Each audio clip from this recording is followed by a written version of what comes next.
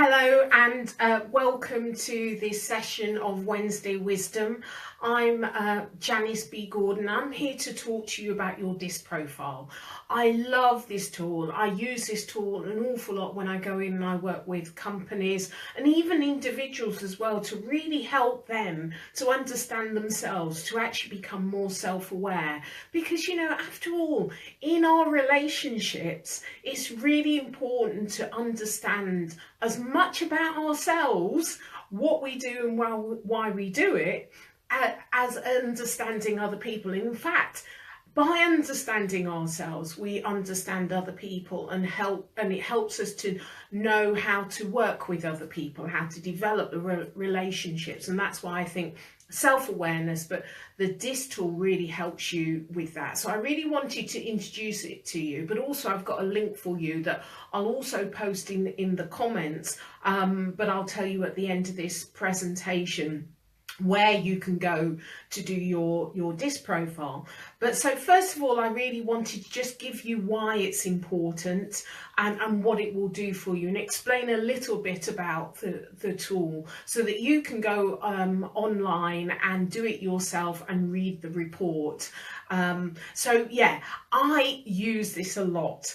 I think it's brilliant, and it's great when I work with teams as people, because I get them into their DISC profile teams and they really begin to visually and actually see the differences. That's why that person's like that and they really irritate me. But you know, when you understand the reason why, you actually have a lot more tolerance and patience for it, and then you begin to use them for their strengths, and you actually don't put, especially from a management point of view, it's really great so that you do not put people in their adapted zone, and I'll explain a bit about what's the difference between natural and adapted. But it's almost like putting people in an uncomfortable position, so they're really stressed out trying to conform or trying to do something that really isn't their natural preference.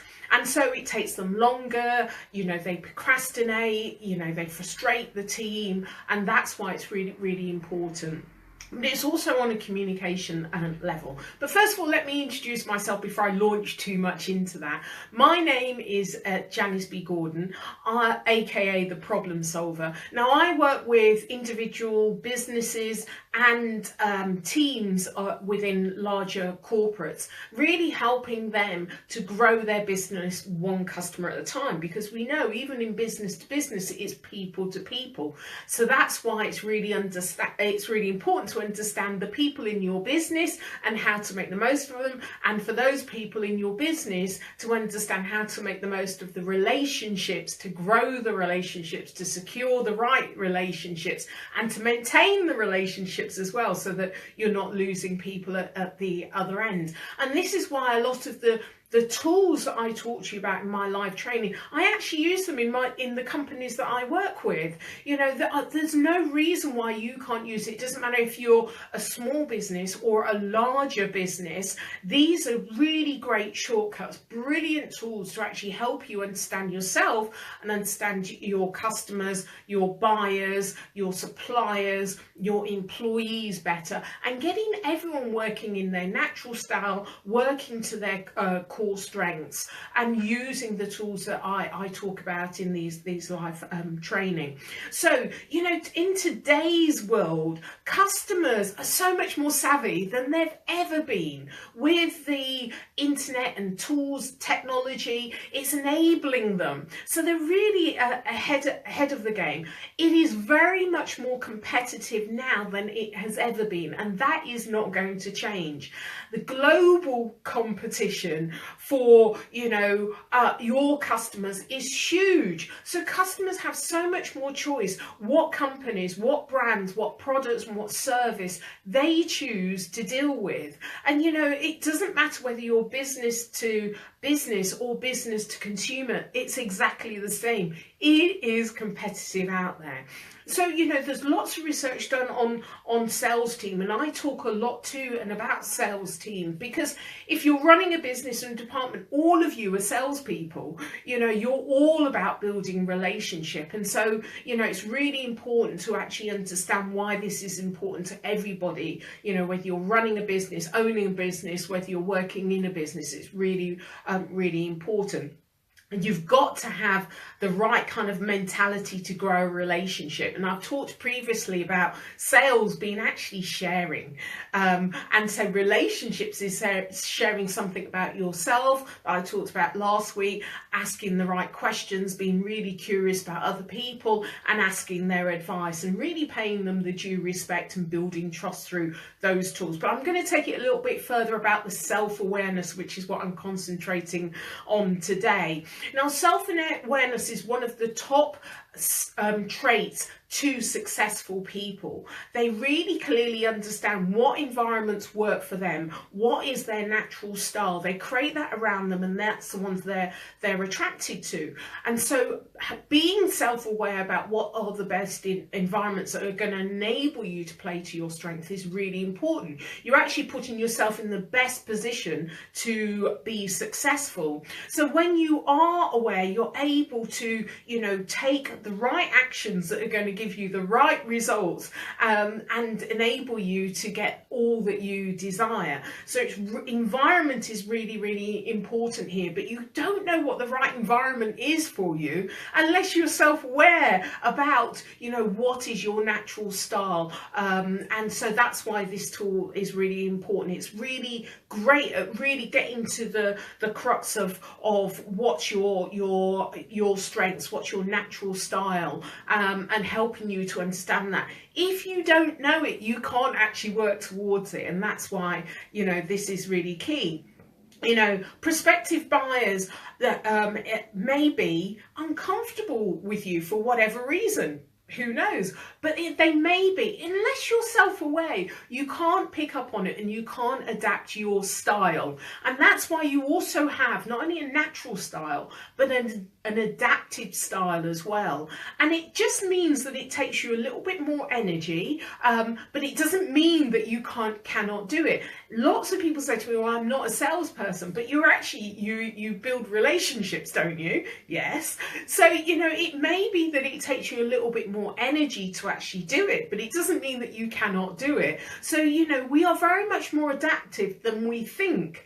But it's important to understand what is your natural style, what's your core strengths, and know that you need to play to those most of the time, but you still have the ability to adapt to other things. But if you're not self-aware, you don't know when to adapt or when it's important to adapt so that you can build the relationship with other people. So that's the thing with the DISC profile. It tells you what your natural preference is and what your adaptive preference is, and then you can understand the two. As for myself, a lot of people think I am extroverted. I'm not, I'm introverted, but I do a lot of extroverted things, because I've been in the sales environment and speaking, then I'm more comfortable using my adaptive style, and that is now becoming part of my natural preferences. Really, I'm not so fearful of doing things that are not in my natural style, because I'm used to doing them, that they become more comfortable. But it still doesn't mean that I'm suddenly extroverted. I'm not. I'm introverted, but I can actually utilize not only my natural style and my natural preference, but I can also utilize my adaptive. But I actually know the difference between the two, and the difference is one takes a lot more energy than the other. The other, what the natural style is about, this is when you're most comfortable. This is the one when you're most authentic. This is the one that you revert to when you're in stressful situations, because it's your natural style. It's your DNA. This is what you do without even thinking about doing it. So this is your natural style. Now, your adaptive style is what you do when you're putting environments that are uncomfortable, when your people are watching you. I often see this, and I used to do this as well. When I started speaking, I used to speak in a way that was inauthentic. And, you know, sometimes I can go into that without actually realizing it. And, you know, the more that I do, the more comfortable I become, the more authentic I am, because it's more real. It's me. You know, I'm not trying to speak in a particular way to conform to what I think I should be presenting myself as. You know, so we do this all the time. Absolutely, I'm sure you can think about a time when you've been in an environment that didn't feel, just like a jacket that doesn't fit, you know, or you may be that you've gone into a legal environment and you felt this is a little bit stilted and uncomfortable, or you've gone into an environment where, you know, it's very comical and it's very relaxed, and that felt uncomfortable. So, you know, think about the environments that you've been in that just didn't suit you, that just didn't feel right, that was not quite the right size. Well, you know, like, that's why environments are so important, and making sure that you surround yourself in the environment that is more your natural style. But you don't know what that is until you've actually identified those things. And that's why it's really important. You know, someone may ask you to do something in a particular way that just doesn't feel comfortable. It doesn't come off you naturally. And then that means you're having to use your adaptive style. It takes a lot more energy. You have to work at it a lot harder. And for that reason, it's very much more stressful working in your adaptive style. But the more you do it, the more comfortable it can be. But ideally, you really want to be working in your natural style. So let me give you a little bit more information about the DISC profile, and you know, exactly what it stands for. So you have, you know, DISC, and it's the acronym for D being decisive. So it's, you know, your decisive preference, your preference for problem solving. This is what, you know, D stands for. So, you know, if you're comfortable more in the kind of problem solving and getting results, and, you know, taking actions and knowing where you are, and, you know, looking at the bottom line, if that's more your natural preference, then you're going to be higher up in the D. And, you know, if it's something that, you know, is not quite so comfortable, you're not quite so comfortable in the problem solving, you know, results driven, then you're probably lower down on that scale in the adaptive zone. So that's really how it works for each one of these. So D stands for decisiveness. How decisive are you? And when you do the DISC profile, it actually tells you.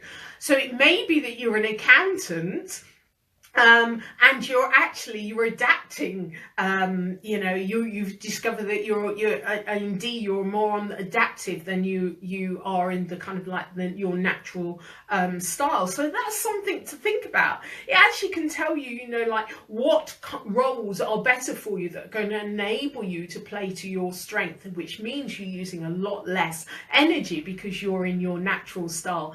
Thank you very much for, you know, joining me here. So I really hope that you're enjoying my presentation, and make sure that you comment below if you've got any questions. I always go back in, and if I see them now, I'll answer the questions. So we've got to D of your DISC profile and what it means, decisiveness.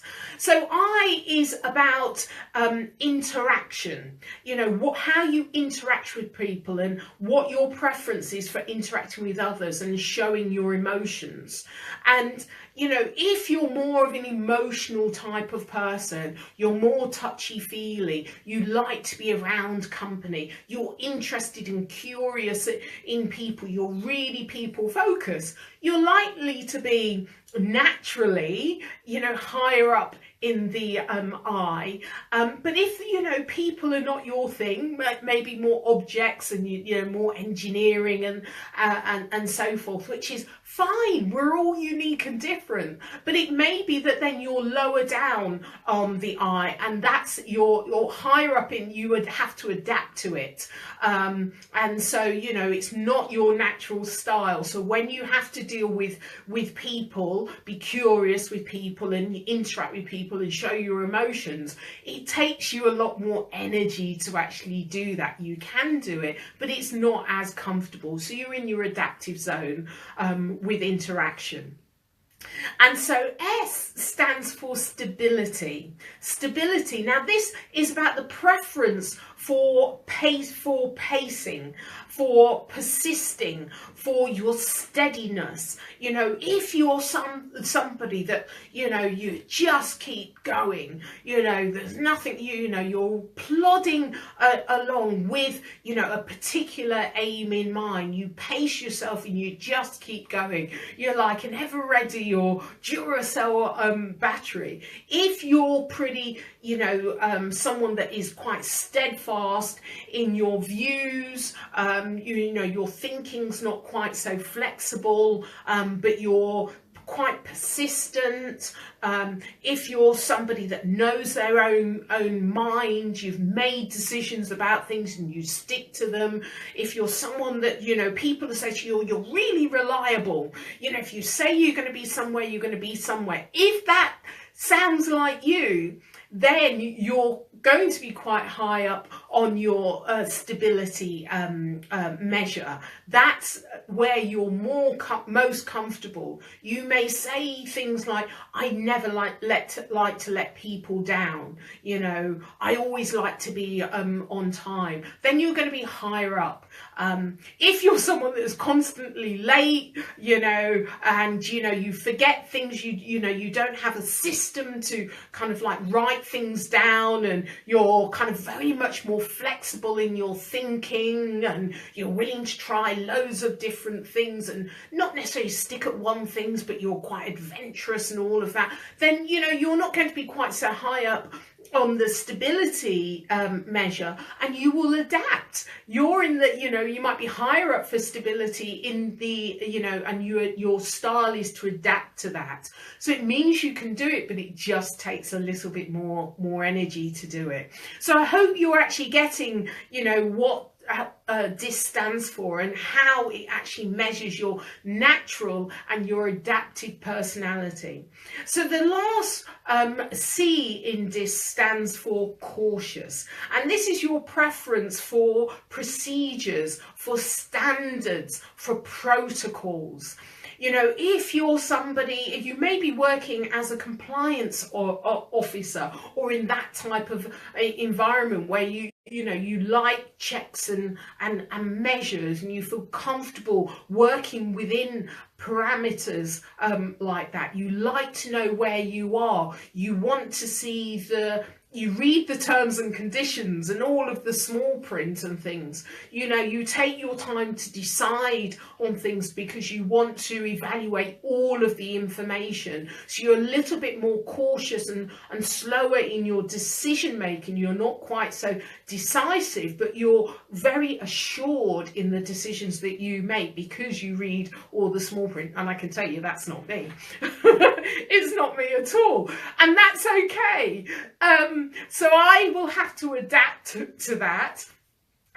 Whereas in a team, if I'm growing a team, then I want somebody that is quite high in their natural style, in their kind of cautious measure. And it's no bad thing, because someone like me needs that. You know, I do like detail, but not so much, not quite so much detail. There are people that have a natural style, have a natural preference for that, and I want to work with that person because it releases me from actually having to get bogged down in that where I'm not happy, and they love that. So This is why it's brilliant understanding the DISC profile and really understanding how you can grow a team and grow a team with different preferences and strengths, and not having people working in their constantly working in their adaptive preference, their adaptive style, and actually having all of your team working towards their strength in their natural style. So I hope you can see how this can really help you to build teams, but it also can help you to maximize your team strengths. And this is why it works well within organizations as well, because if your team understands who has different types of strengths depending on what work's coming up, then it's easy to actually identify who are the right people to lead on that particular project or to work in particular projects. And it means that everyone's working to their best. When you're doing things that you absolutely love, you love it because it's your natural style, it's your preference, it's easy. And if everyone's working where it's easy, that means everyone's going to work more efficiently and to a much higher level easily, and it means that your performance goes up. So it's a great way to actually build performance in teams. So it's great with recruitment to make sure you're recruiting the right types of people to balance your team and so you can play to the strength. It's great when you're managing teams to actually really understand what are the natural style and the preferences for the people that you manage. It's great in terms of performance as well, really getting everyone playing for their strengths. It's great for you in sales. You understand really what your natural strengths are, but it also makes you more self-aware because you start to pick up what other people's natural style and adaptive styles are. But you can only do that if you clearly understand the differences in yours, and then you can see where other people may have more of a natural preference in things that you don't have, and you love them for it rather than thinking, oh my God, they're a nightmare. I often go in and I work with teams and they say, oh my, this person always wants so much detail, and it stops a decisive person like myself. It stops us from getting on. We think that these people are just being difficult and blocking your way, and that can create a lot of tension and fractions within teams. But actually, when you understand, they're just playing to their natural strength. You think, hang on a moment, why am I doing these things when actually this person's much better at it than me? And you accept the fact that this person has a particular natural style and is better at things than you, and you want them to do it because it means then you're playing to your strength as well. And in a sales situation, it enables you to pick up on other people that may not really like your presentation, because it may be that you're fast, you're decisive, and actually they're more considered and cautious, and actually what they need are the details. They want to read the small print, and there you are kind of like really pushing for the sale. You're not going to get the sale in that situation. It's not going to work because they're going to feel that you're really putting too much pressure on them. And actually when that person says, let me sit with it for a bit and come back to you, they really mean that. They need that time to consider all of the information, to do their own research, to look at the fine print, and they'll come back to you. If you continue to push somebody that's more on the kind of cautious or stability zone, and you're more on the decisive and interaction zone, if you're pushing because you're working in your natural style, then you're actually going to put off that other person and potentially lose the sale, because you're working as if you're working towards someone similar to yourself, but they're not. They're not. Somebody might say, I need to think about this, and you might think, well, that must mean a no. But it doesn't mean a no. It actually means they need to work in their natural style. So I hope you can see by doing the DISC profile how it really helps you to work to your strengths, to build the right teams, to manage the right people, to actually enable you to be aware of other people's natural and their language that they use, if you put that in context with the context as to the type of person that they might be, then it all makes sense. It doesn't cause friction, and you don't push too hard because you know that that's the type of person that they are, and they need that time. And it really helps with you building your relationships, which is what the point of all of this is. Once you understand your natural patterns, it's so much easier for you to recognize the opportunities and really achieve the results that you want. It enables you to recognize other people's strengths and natural preferences and natural styles, and when they're adapting as well, and it might be uncomfortable or it takes more energy, it really enables you to appreciate the best of people, which is wonderful. Even in business to business, it's people to people, so it's really important that you understand the people that you're working with. It's really designed, not only this is the DISC profile for individuals, but also for companies, for corporates as well, to help you to build your performance team and also help you maximize your own natural strengths. So, I really want you to get on board to the DISC profile to help you to kind of move forward and grow your business and build your relationships.